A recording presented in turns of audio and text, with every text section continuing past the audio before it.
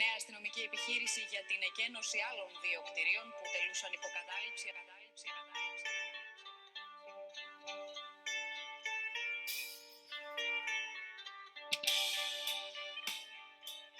Hi, y'all. Thanks for joining us for another episode of Anthropological Airwaves, the official podcast of the journal American Anthropologist.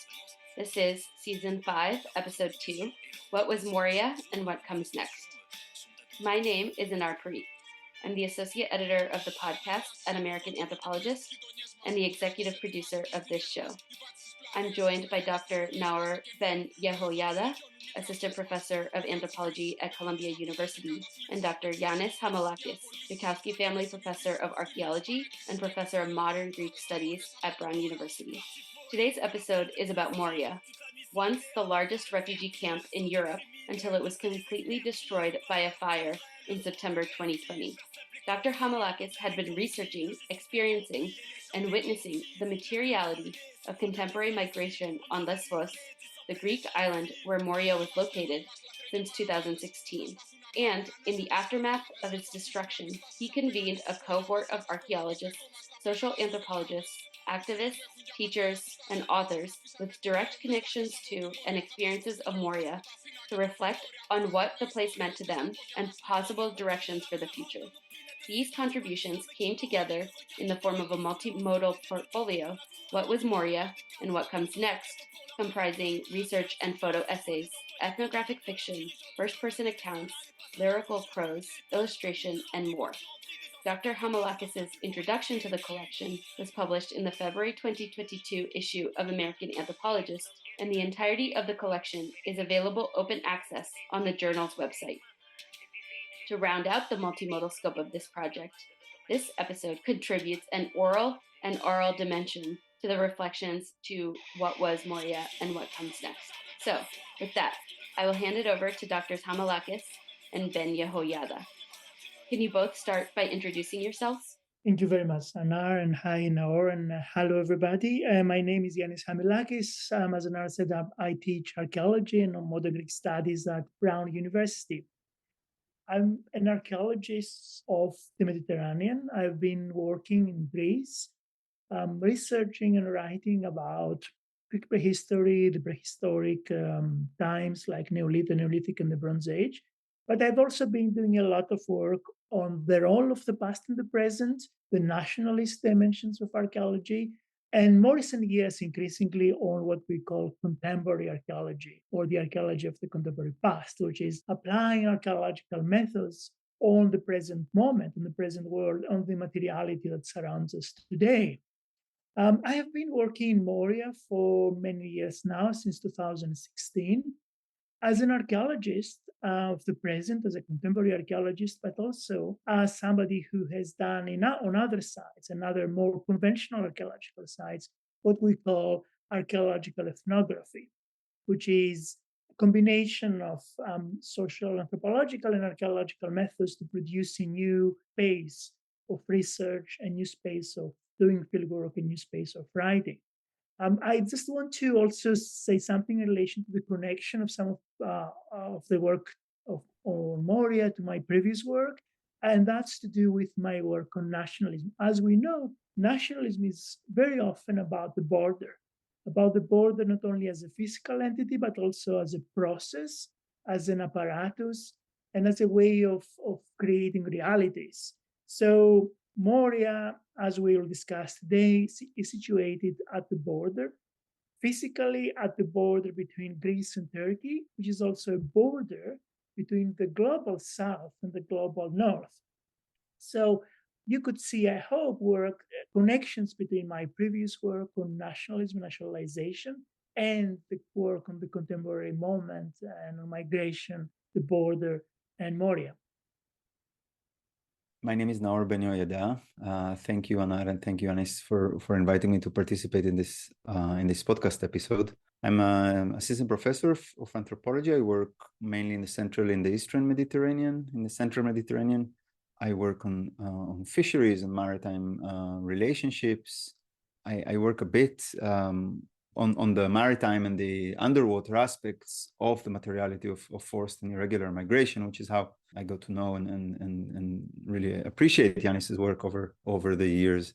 There are a couple of differences maybe that can set the conversation. One of them is that I work at sea and not on land, and the other one is that I work in that part of Southern Europe and the Mediterranean that has a longer stretch of water that kind of invites more attention just because it takes longer to cross. I'm not saying it's more dangerous to cross, but it takes longer to cross. And therefore the vessels, the social relations that set up those vessels can look a bit differently. And I hope these kinds of differences will enable us to think together about your research and your work over the years in Moria with the people of Moria.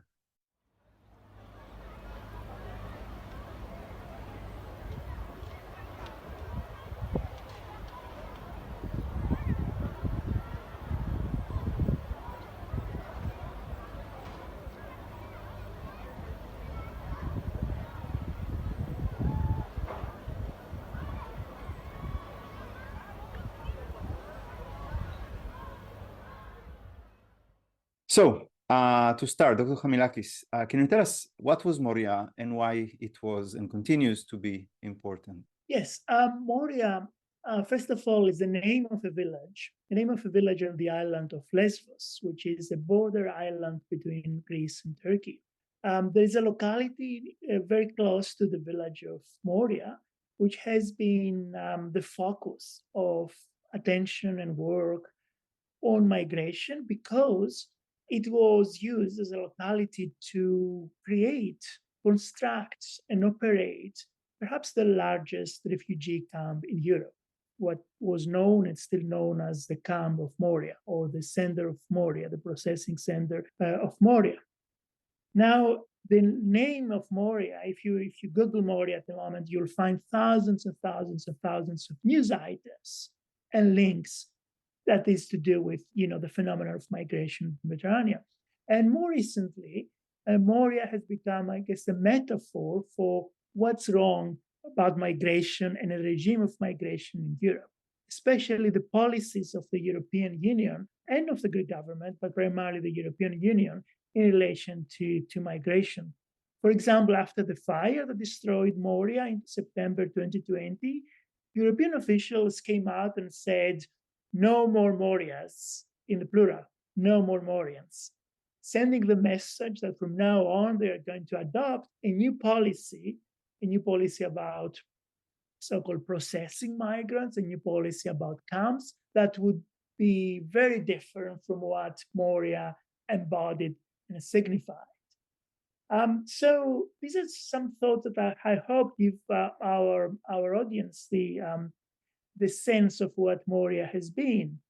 In terms of its physical configuration, Moria was, first of all, a walled compound, a compound that was built first as a conscript training center for the Greek army. A fairly small facility that housed, I guess, 1,000 or a couple of thousand people. But since 2003, that conscript center had closed down, and the facility had been used for, as I said, processing. That's the language that the European Union and others use, processing migrants or people on the move, which is my preferred term for them, who cross into Lesbos from Turkey and thus enter the European Union. Now, that facility, if you were to visit until its fire, presented the usual materiality of an enclosed and militarized and securitized space. So high cement walls, barbed wire and razor wire, and lots of facilities inside that connect to encampments and to centers to house people in large numbers. So containers that look like maritime containers, but they are shipping containers, but they are what migrants call ISO boxes.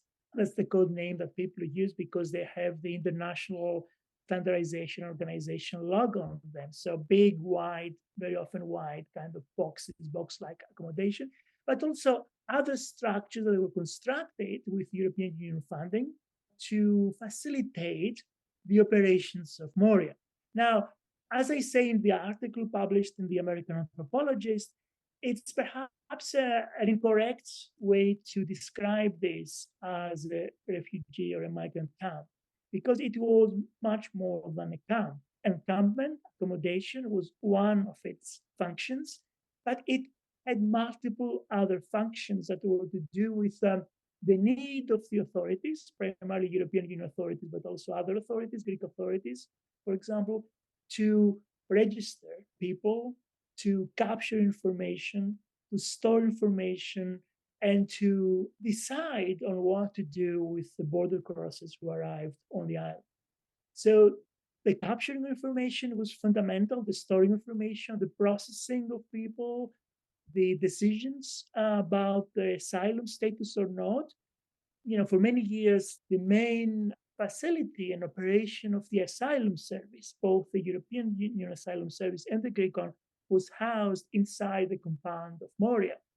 There was also another weird building, perhaps one of the most frightful buildings in the whole operation, called, I'm translating here, pre-departure Center for the Detention of Aliens. So it was a euphemistically called building because, in fact, it was a high security prison.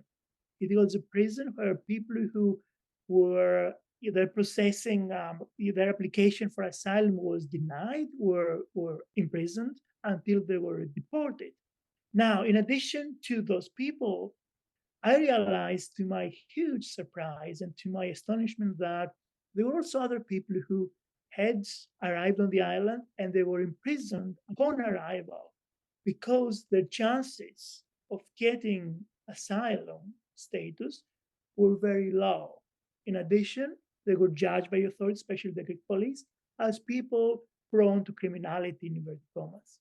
So that building was a kind of facility that in many ways operated on the kind of the verge of legality and illegality. It was not that kind of decision of the Greek police and of the border authorities to imprison people upon arrival had no legal grounding.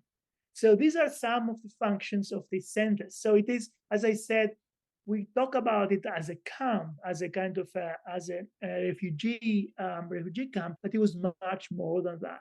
So that was the center, the kind of the whole compound.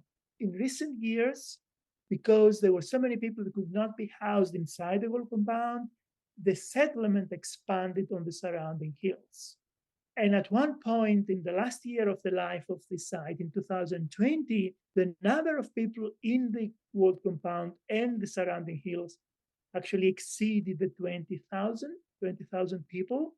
Now that's an astonishing number, especially if we compare the fact that compared with the fact that the capacity of this center, according to official figures, was about 2,000 or 2,500 or 3,000 maximum. So you can get the sense of the scale. And of course, you have to bear in mind that this was a kind of transit center, in the sense that people would spend time and then move on to the mainland and on to other countries. So you can get a sense of kind of the scale of the number of people who actually, at one moment in their life, lived there on the Camp of Moria. At the end of your piece in the American Anthropologist, one of the characterizations you give to the place is it was an institution of schooling in the bodily pedagogy of submission, yet protests and demonstrations were frequent. So with that kind of description, and the various description you just gave, and with the idea that none of these descriptions suffices, maybe you can tell us, what is it that made Moria different from other refugee or immigrant camps around the world, not just in the Eurobound routes? Yes, I mean, first of all, most of us, when we hear refugee camps or migrant camps in the present moment in the world, we have in mind regions like the Middle East, East Africa, or generally countries that we classify, as we said, countries in the global south. It has been unusual for us to imagine refugee camps or facilities connected to refugees, to be more precise, in the global north, and especially in the European soil, in European countries. So that's one key difference to keep in mind. And of course, the second difference is that we're talking about a facility that is part of what I call the assemblage of the border. So we have to imagine that facility and connect it to all other entities that are to do with the border as an institution beyond its physical manifestation and reality. So I have in mind, for example, the Frontex ships that patrol the passage between Turkey and Greece, between Lesbos and the Anatolian and the Turkish coast. I have in mind all the facilities on the island as a whole, including the very large number of humanitarian and NGO organizations that set camp on the island of Lesbos, since Lesbos became such a focal point for migration, especially since 2015, since what we call the Syrian Exodus moment. So Moria was one node, one very, very important entity within that border assemblage. So it was the second difference. I guess the third difference is that, as I said, it was a very complex organization. Very often you would hear Moria being called a hotspot. That's an interesting term in many ways, and it relates to what the European Union called in 2015 a hotspot approach to migration.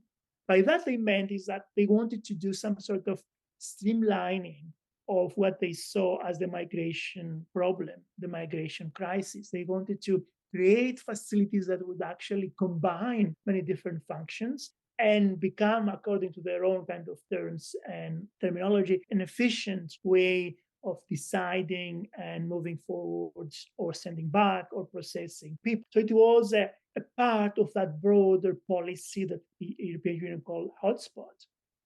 I guess another major difference compared to more conventional camps is to do with capturing of information, of surveillance, of biometrics, of an attempt to map people and store information into multiple databases, some of them local, many of them and most of them Europeans.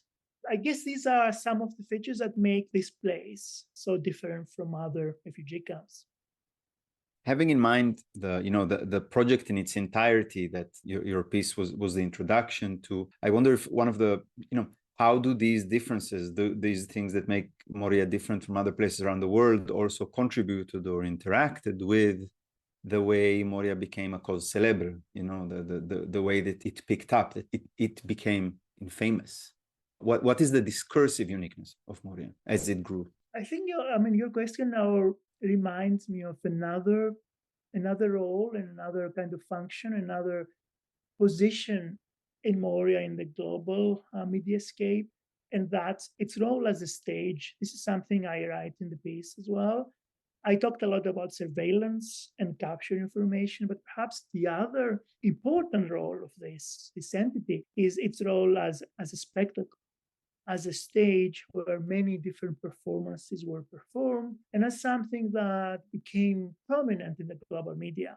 The prominence was linked to many different factors. It was linked to, as I said again, the Syria moment when the island and the crossing between Turkey and Greece actually became a focal point for the whole world and the media of the whole world, because the numbers then were phenomenal for a small island like Lesbos. People talk about 500,000 people crossing in that year, 2015 and 16. So many media outlets, either moved to Lesbos or came to Lesbos to record that moment. But it also has to do with prominent visits. Moria attracted a number of luminaries, a number of personalities, from the Pope to Hollywood celebrities, to prime ministers, to princesses. Everybody wanted to appear on the stage of Moria. And that's a facet that actually deserves its own exploration, its own investigation. I think it was also a spectacle from the point of view of the European Union regime. People already have been talking about in the literature of Moria being a spectacle of deterrence, a spectacle that the European Union deliberately wanted to project out to the world, especially to would-be border crossers, to people in countries like Afghanistan, the Middle East in general, or other countries in Africa, that actually had contemplated crossing into the European Union through the Greek islands. So the message then, according to this argument, was that if you are to do so and come on the island of Lesbos, Moria, this facility, the facility has been called hell or Guantanamo, or the worst camp in the world. That's the kind of phrases that you encounter in the media, awaits you. It's not a paradise. It's not the European Union of welcoming people and of democracy. It's this militarized facility with high walls, with the razor wire, and with these COVID conditions that very often were projected in the media. How can your composite approach? How can archaeological ethnography or contemporary archaeology of the camp of Moria, how can they help us understand the camp and its context? Yeah, as I'm saying in the American Anthropologist piece, there are many scholars, many colleagues who have been to Lesbos, who carry work on migration based on Lesbos. Social anthropologists, political scientists, human geographers, artists, and many others. And all of them, I'm sure, contribute to the understanding of Moria as a phenomenon and of migration in general.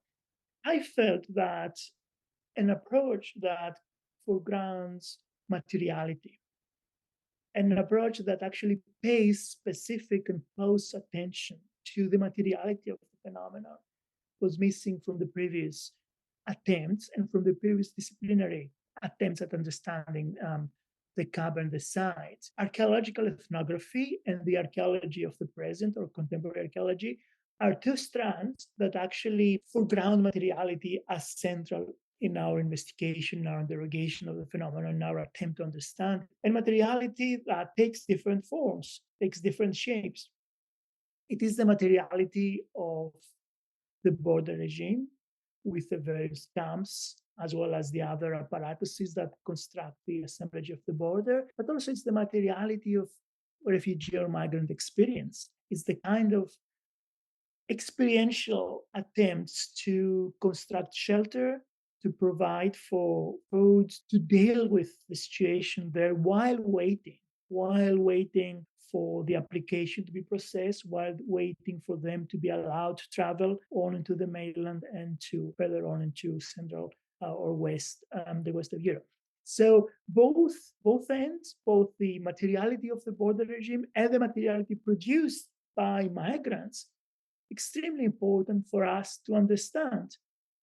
Let's remember that many of the other disciplinary efforts in understanding migration are grounded on discourses, are grounded on interviews, are grounded on participant observation, of course, but increasingly on interviewing people, either officials or migrants or both. In my attempt in conducting archaeological ethnography and archaeology of the contemporary, while of course I spoke to people, both officials and migrants, more important for me was to center and focus and pay specific and detailed attention and record the materiality of the phenomenon, the materiality in its temporal dimensions as well, its transformation over time and its evocation of different times. People that I met on Lesbos were very often tired of talking, tired of narrating the self, tired of appearing in front of officials, asylum officers, and others, and telling the story of their movement, the story of their crossing, the story of their trauma, the story of their persecution, all these things that we know are linked to migration. Whereas if you were to say, okay, we are not doing that right now, we are actually trying to understand together how you materially experience this place, how you construct your shelter, how you provide for your food, how you actually engage in artistic and other practices while you're waiting here, provides another way of understanding the phenomenon. It's the detailed and sustained attention to the materiality of the phenomenon in its transition, its change, and its kind of continuous transformation that makes, I think, this project of interest and hopefully of importance and significance as we understand the broader phenomenon.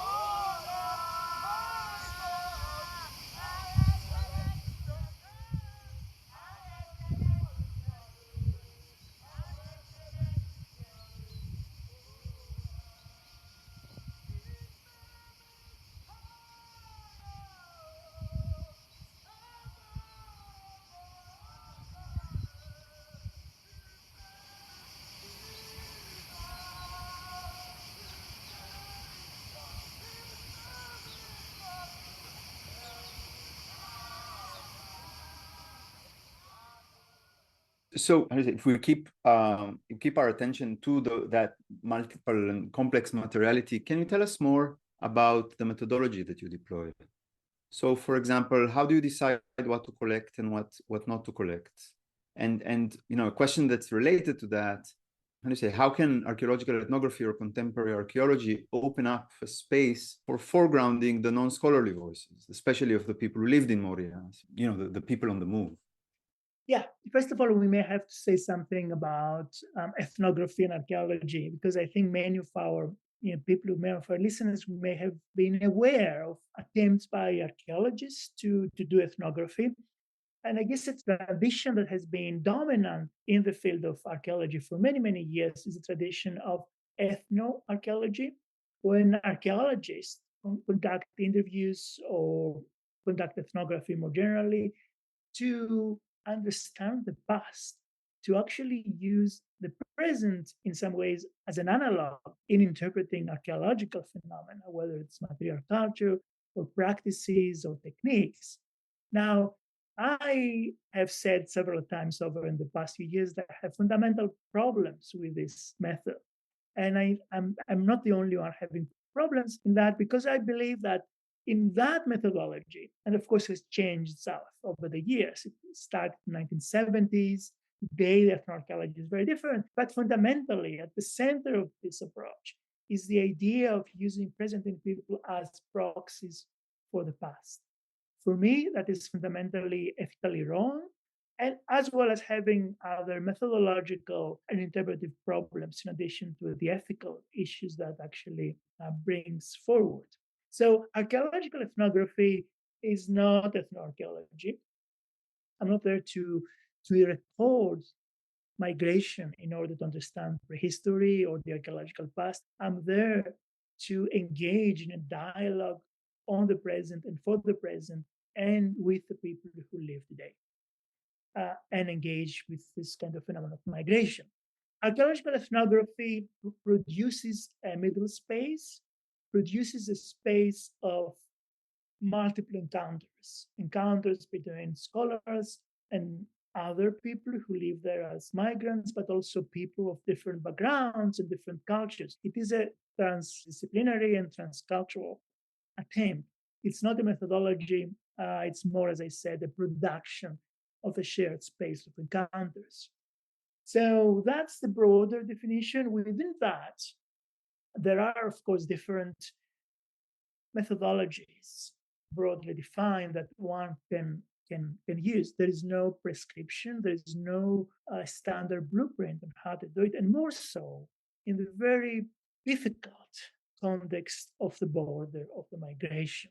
So for me, as for all anthropologically minded scholars, the first thought, of course, is the obligation to people we are interacting with, our interlocutors, our collaborators. And in a context which is actually a context of very often of violence, of civilization, of militarization, research, as in extracting information or recording information, takes very often second place to the first and the most important feature, which is witnessing, being there and witnessing the border in its multiplicity, in its kind of material expression, in its complexity. Being there when the journalists have gone, being there when the celebrities and the luminaries have gone, being not only on the front of Moria, on the front stage, but also on the backstage, on the facets and the places and the kind of the corners of this facility and this camp that are not really recorded, are not photographed, are not filmed by the different camps. So observation, of course, but at the same time, experience as a multisensorial modality, experiencing the place in its kind of multisensorial richness and vibrancy has been central.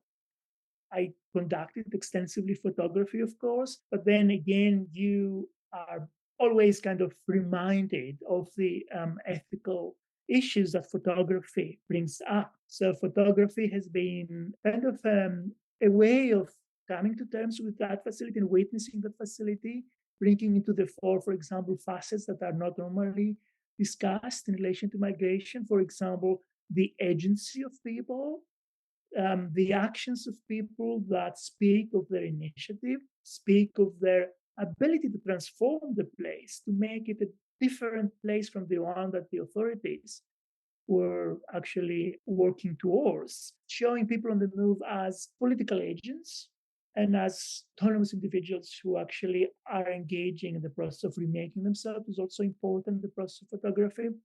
But also, of course, keeping notes, as everybody does, and working with them in some cases when projects that have been engaging with need to be supported and need to be kind of foregrounded for others also to see and support. Give you an example. I was working for many years in an NGO that was actually put together by Afghani people themselves, a bottom-up mutual aid organization that clashed very often with the big established NGOs on the camp.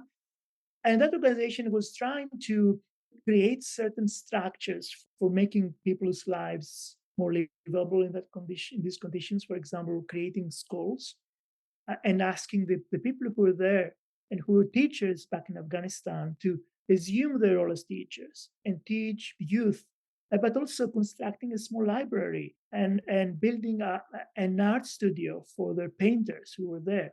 These were projects that I felt they were worth supporting and helping, and I was helping to the best of my abilities to actually put together and produce successfully. So these are some of the kind of, I guess, activities I was engaging with. So this gives us a broad area of examples of how archaeological ethnography and contemporary archaeology allowed and enabled studying and experiencing Moria. Could you say a bit more about how that kind of study, the contemporary archaeology, permits a perspective that other modes of scholarly inquiry do not permit? Yeah, I think we may have to come back to the fundamental concept of materiality, to the more fundamental concept that's to do with materiality, both in its physical dimensions, materials, techniques, and processes that transform a place. And when I say that, I mean that in the kind of work I do is actually something that needs detailed attention. So to talk about the building, let's say, of the wall compound in its general shape is not enough. To analyze how it shapes human movement, how it shapes human experience, how it transforms people's lives is what's needed. At the same time, to talk about the shelters that were built in the hills around in its generic shape is not enough. To talk about the specific materials that were used, talk about how, for example, plastic bottles, which is perhaps the ubiquitous and the most abundant object in the camp, was because of the lack of running water, because of the lack of proper facilities, to see, to record and observe and talk about the many different ways plastic water bottles were transformed into platforms, transformed into structures, transformed into kind of small objects that could be used, filled up with ash or with soil and used as weights for training. All these things recorded in detail and talked about and foregrounded are extremely important for the archaeological ethnography and the archaeology of contemporary migration. And through that, you can actually understand much better what life meant for people. To give that texture in those details is quite fundamental. I want to say something else in relation to this, which for me is important. In addition to the epistemic value of this work, there is extremely important affective value. That's to do with the affectivity that objects and materials actually foreground. To bring out an object from that world and bring it to another world, let's say into a classroom or into a museum or to another surrounding environment, provides a direct material connection, a direct way for people to understand and feel and engage a little bit with what life meant for people living there. So it's not just a matter of knowledge, it's just a matter of gaining conclusions about what migration meant on Lesbos or what border crossing or camps meant, but it's also a way of creating affective bonds and affective connections between the people who were there or crossing as border crosses and other people in other contexts, in, let's say, in Greece, in other parts, in Europe, or in the US. And I've done that quite a lot in recent years with some of the objects I brought back from Lesbos.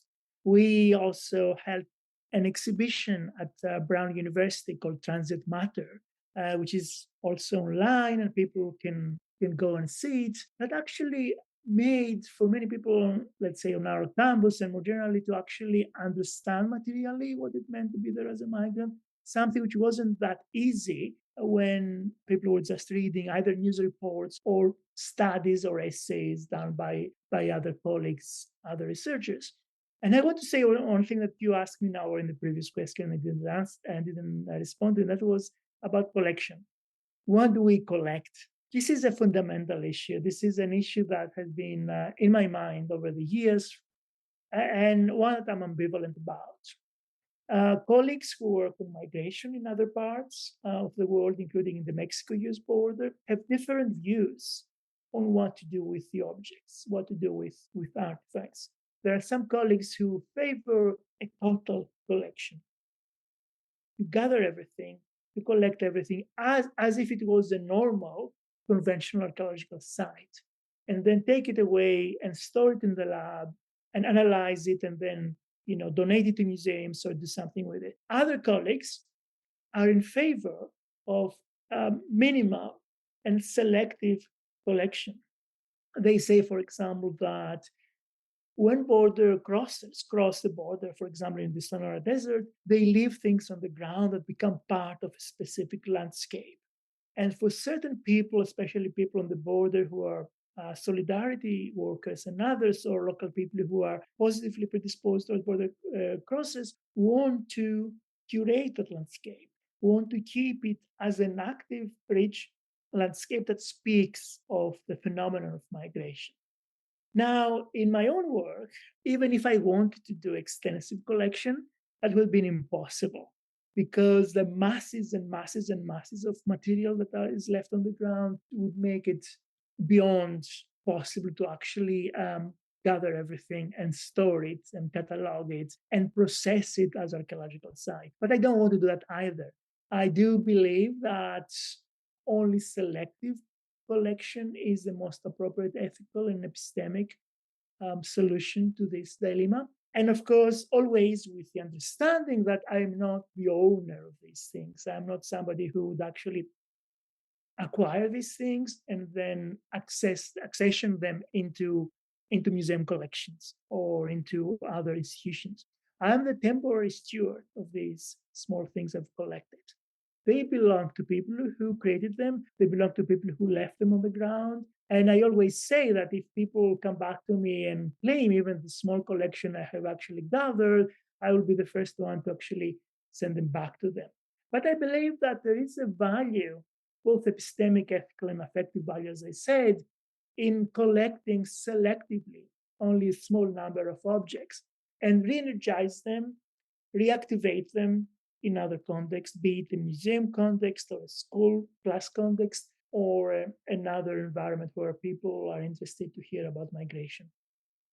Thank you. And that selective approach to collection brings us to the question of what we might be able to glean about borders more globally, coming out of the particular approach that you followed in Moria, out of the specific relationship, it seems, between, maybe it's a representative relation between the thing that you bring with you, that you're a custodian of, as you said, and what remains behind.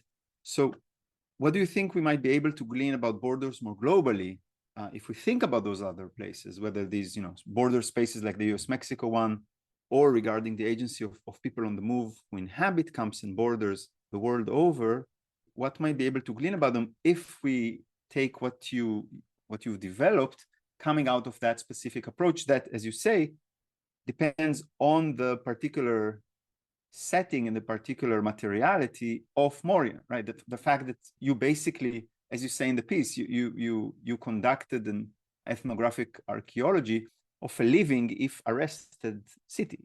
Collecting everything in a living space like that is, as you say, is impossible, but that forces you to create affective and epistemic stances. And what can we learn from these? Yeah, I believe that there is a lot to be learned from studying a context like Moria and the border as a whole, the border of Lesbos as an island, the border between Greece and Turkey. As I said, it's not just a national border, it's a kind of a global border. And something that we need to be reminded is that on the island of Lesbos, I have encountered people from many different parts of the world. Very often we think, people who haven't been there think that only border crosses from Syria or Afghanistan are to be found on Lesbos because they are the ones who actually attempt to cross in the European Union. That's actually wrong. There are people from dozens and dozens of countries of Asia and of Africa that attempt to cross through Lesbos and through the Greek islands. And that's because many people, especially many people from Africa, travel from their country to Istanbul, which has become a kind of a global center in the movement of people around the world, and then travel down the kind of Anatolian coast and then cross into the Greek islands. So I've met people from East Africa, I've met people from West Africa or Central Africa, and many, many countries from Asia. And some people have told me, although I haven't met, that even people from Mesoamerica or Latin America sometimes attempt to, instead of doing the US-Mexico route, attempt to cross into the European Union through the Greek islands. So we're talking about the global border. So what can we learn from it about the world? First of all, as I said, the immediate kind of understanding of what's happening in the world right now in terms of global movements. But we can also learn about the different ways that the border facets and different kind of shapes that the border takes. First, the border as assemblage, the border as a configuration of different modalities that cohere and co-function to produce the border effect. We have to understand that there are many, very different entities that cohere to produce and reproduce the border. The authorities, the European Union, national states, police, the army are some of them, but there are many, many others that we haven't associated with the border effect, but they are in fact are crucial in facilitating the function of the border effect. For example, NGOs. NGOs very often facilitate the whole border effect. And I saw in Moria what scholars have already spoken about, the meshing and the kind of the merging of humanitarianism with militarization, how the two, in fact, can function together. I saw young people from the US working inside the camp of Moria and guarding different sectors of the camp and asking people to produce papers to enter from one sector to the next. So that's a function that normally we associate with guards or with, police or the military. Here we have humanitarian workers doing that. So you could see how the two can actually cohere and function together. So first, the border as assemblage. The second is the border as method, something that scholars like Mesandra and Nielsen have written about in their famous book. And by that I mean is that the border mobilizes a whole series of other processes. For example, the generation and the circulation of capital in terms of the amount of money that goes into the operation of the border. And of course, a whole series of other processes with production of labor that has been submitted, these processes of bodily regulation and bodily submission, and also the process of waiting. Let's think about the waiting as method, as an ontology that produces specific subjects, a specific individual. For example, it devalues their labor, their time, and thus their labor. So even if they're allowed to work after they've been waiting for years at the border, their time has been already devalued, that process of waiting in these conditions. So border assemblage, border as method. The third is border as a mechanism of typologizing people and of racialization. the categorization of people, the people who come there primarily to be, as I said, processed, categorized, not only fingerprinted, but also having all the biometrics extracted. And at the same time, you see that process of racialization, which I described earlier, when some people are deemed as already people who are going to be rejected, and thus some of them are actually put into prison without having committed any crime, just because some authorities believe that they are not going to get asylum status, and also they're deemed by the authorities as prone to criminality. So racialization is something that I see being produced and reproduced at the border, and especially at Moria. But finally, my fourth point is more positive, and that's to do of the border as a ground of hope.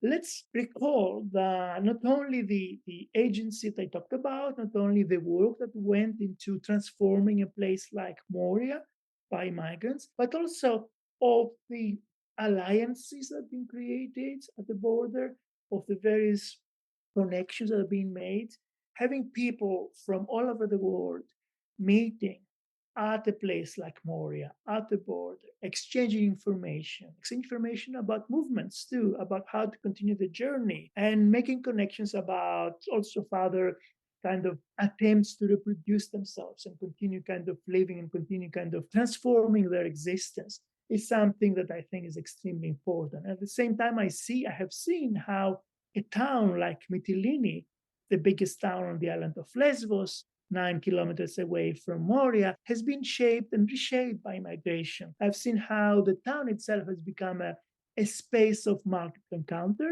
encounters of people from many different parts of the world. I've seen how the town has become a space where you can find restaurants operated by migrants with cuisine that you can't find in many other parts of the country and Europe. I've seen how music has been produced in Moria and in Mytilene. I've seen how art has been produced by people from many different parts. So you can see the border not only as a space of militarization, as method for the production of subjugated individuals, but also as a ground of hope. To close in the spirit of intervention and interaction, can you leave our listeners with some insights on how you think this work on materiality of the border can, perhaps at the intersection of research and activism, intervene in public debates on migration and on the border? Yeah, I think this specific work, as I said, and I may have to repeat myself now, but I think it's important to emphasize, this specific work puts, the object and its specificity, physicality, affective power, sensorial impact at the center of our conversation, at the center of our kind of thinking about migration, about the border. It actually allows specific objects and artifacts to become mediators between people from different contexts, between people who may have heard of migrants as these people who may be, dangerous that we often hear in xenophobic discourses and in the media about, how migrants threaten the way of life, how migrants kind of may destabilize countries. All these things, all the negative stereotypes that are often being projected in the media can in fact be dispelled or at least undermined by a work that shows in specific material the ability of people to not only transform themselves, but also transform the world as they transform themselves and as they transform the border. And the best way to do that is by showing specific examples of that transformation.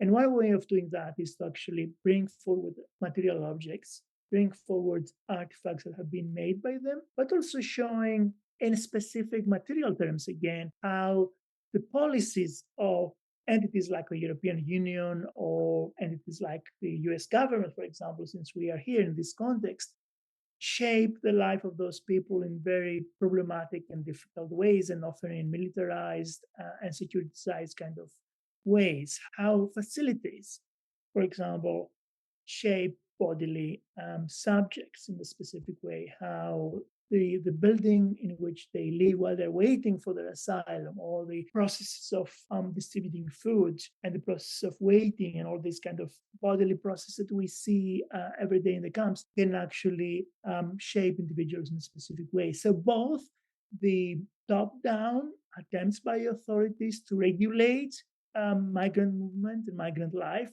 and the bottom-up attempts by border crossers and people on the move to reshape that life, to reshape even camps through materiality, through specific agency, through taking initiative, through taking the kind of their lives in their own hands, can actually show that potential and that agency in specific ways. And I saw that in Moria in very concrete terms, especially in the last years before the fire, when the number of people had actually exploded, and it was clear that the authorities could not deal with that number any longer, could not really provide food, shelter, or basic things. I saw how silently, but very energetically and very powerfully, people took over.